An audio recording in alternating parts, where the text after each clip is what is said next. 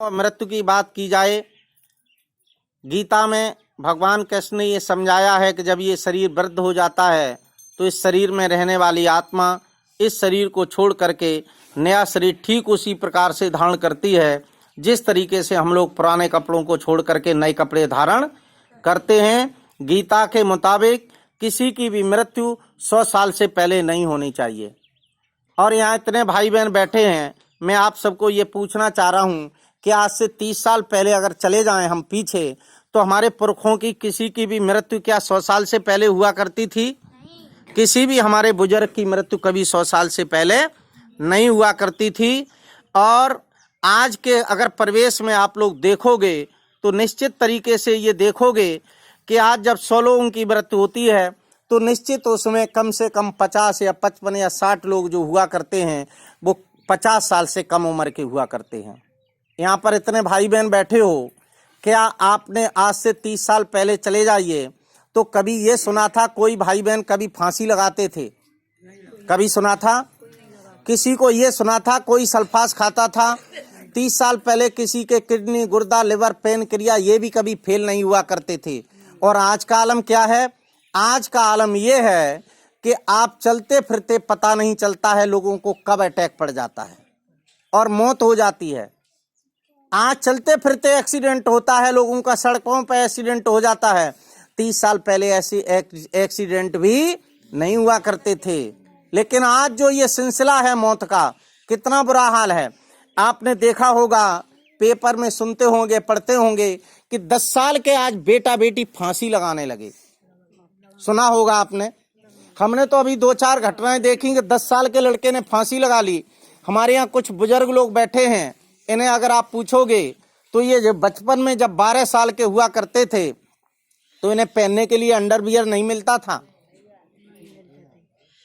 10-12 साल तक अंडरवियर पहनने को नहीं मिलता था और आज 10 साल का लड़का फांसी लगा रहा है। क्यों लगा रहा है? कभी हमने सोचा? नहीं सोचा। नहीं सोचा। जो 10 साल का लड़का अभी अच्छी तरह से खेलना खाना नहीं जानता है और वो सुसाइड करने के लिए भागने लगा। क्यों भागने लगा? मेरे भाइयों, मैं आपको ये इसलिए मैं एक बात कहना चाहता हूं कि जो पहले हमारे बेटा बेटियों में प्रौढ़ अवस्था जो 20 साल में 18 साल में आती थी, वो प्रौढ़ अवस्था आज हमारे बेटा बेटियों में 10 और 12-13 साल में आ जाती है। और वो क्यों आ जाती है? कारण क्या है उसका? उन सब का कारण है हमारा खान पान। आज आपने एक घटना सुनी होगी। ले बेटा थोड़ा हमारा फोटो खींच देना, ऐसी चलता है, वीडियो चल रहा है, लिए रहा मेरे चेहरे पर। आपने घटना सुनी होगी, अभी नेट पर देखी होगी, रूस की घटना है। 10 साल का एक लड़का था जिसका नाम था इवान और 13 साल की एक बेटी थी जिसका नाम था डारिया। ये दोनों मित्रवत दोस्ती में रहने लगे और 1 साल बाद ये परिणाम निकला कि वो 10 साल का लड़का इवान बाप बन गया और वो 13 साल की बेटी माँ बन गई। और ये कोई मेरे घर की घटना नहीं है, आप लोग अपने नेट पे डाल के अगर देखोगे तो आपको ये मिल जाएगा। और जब ये तो घटना बहुत दूर की है, रूस की है, मैं इटावा की एक घटना बता रहा हूँ। मैं एक मकान में रहता था, वहाँ एक बार मैं हॉस्पिटल गया तो मैंने देखा कि एक बाप अपनी बेटी को लेके आया, इसकी उम्र थी केवल 13 साल। हॉस्पिटल में जब उसने लड़की को भर्ती कराया, डॉक्टर से ये कहा, डॉक्टर साहब हमारी बेटी के पेट में ट्यूमर है, आप इसको किसी तरह ठीक कर दो। डॉक्टर ने बेटी को भर्ती कर लिया और भर्ती करने के बाद दूसरे दिन जब अल्ट्रासाउंड हुआ तो उस डॉक्टर ने उस बेटी के बाप को ये जवाब दिया कि आप अपनी बेटी को घर ले जाइए। कि डॉक्टर साहब घर क्यों ले जाएं? कि घर इसलिए ले जाइए कि तुम्हारी बेटी के पेट में ट्यूमर नहीं है। और जब बेटी के पेट में ट्यूमर नहीं है तो क्या है? यानी बच्चा है। बेटी की उम्र थी 13 साल। अब जब बच्चा है, अब मैं आप सबसे एक बात पूछना चाह रहा हूं, जब बेटी छोटी होगी, बेटा छोटा होगा, तो खेलने क्या वो बसरेहर जाएगा या इटावा जाएगा? अरे जब आपस में खेलेंगे तो किसके साथ खेलेंगे? परिवारिक जनों के ही तो बच्चे होंगे, कोई और तो होगा नहीं। भाइयों बुरा मत मानना, मैं समझा इसलिए रहा हूं कि जो उस बेटी के पेट में बच्चा था वो बिल्कुल परिवार के दाऊ के लड़के का था। समझा इसलिए रहा हूं कि आए दिन ये घटनाएं होती हैं। ऐसे बेटा ऐसे बेटी को जब पक्षी उड़ता है, पर निकलते हैं, पक्षी कर गलत रास्ते की तरफ उड़ जाएगा, फिर आप सोचोगे इससे तो हमारे घर की नाक कट जाएगी, हमारी इज्जत समाज में बर्बाद हो जाएगी। फिर उस आप बच्चे को मारोगे, पीटोगे, फटकारोगे। सही बताना, क्या वो बच्चा तुम्हारी मार पीट फटकार बर्दाश्त करेगा? करेगा? नहीं करेगा। वो जीवन समाप्त करके तुम्हें धता बता के चला जाएगा। और ये आए दिन होता है भाइयों, आए दिन होता है, रोज हो रहा है। मेरा आपसे गुजारिश है, निवेदन है कि आप अपने बेटा बेटियों को खूब खिलाइए, खूब पढ़ाइए, खूब लिखाइए। लेकिन अगर आपने अपने बेटा बेटियों की चहलकदमी पर ध्यान नहीं दिया तो आपके हाथ में रोने के सिवा भैया कुछ भी बचने वाला नहीं है। और मैं क्यों कह रहा हूं? मैं इसलिए कह रहा हूं कि महीने में 1-2 ऐसे कार्यक्रम हमें जरूर मिल जाते हैं जो नाबालिग होते हैं। माँ ने डांट दिया, बाप ने डांट दिया, बेटा बेटी ने दौड़ के फांसी लगा ली, सल्फास खा ली। ये सब क्या है?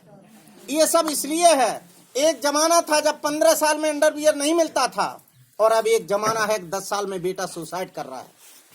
ये कारण क्या है? कारण है केवल हमारा खान पान। सबसे अहम कारण है खान पान। आज जो भी आप खा रहे हो, 30 साल पहले किसी भी फसल पर कोई केमिकल नहीं पड़ता था। पड़ता था? नहीं पड़ता था। और आज क्या आलम है? किसी भी फसल पर जब तक 10 बार केमिकल नहीं पड़ता है तब तक कोई फसल तैयार नहीं होती है। और जब फसल तैयार नहीं होगी, वो फसल नहीं रही, वो क्या बन गया? वो मीठा जहर बन गया। सभी खाते हैं। और वो इतना जहर बन गया जो हम लोग खा रहे हैं। हमारे शरीर में जो नाजुक पुर्दे हैं, हमारी बुद्ध है, चित्त है, हमारा ये बिल्कुल भी अपनी जगह पर स्थिर नहीं रहा। इतना तामस, इतना क्रोध, इतना अहंकार है कि हमें अपने किसी सगे की भी बात बर्दाश्त नहीं होती है।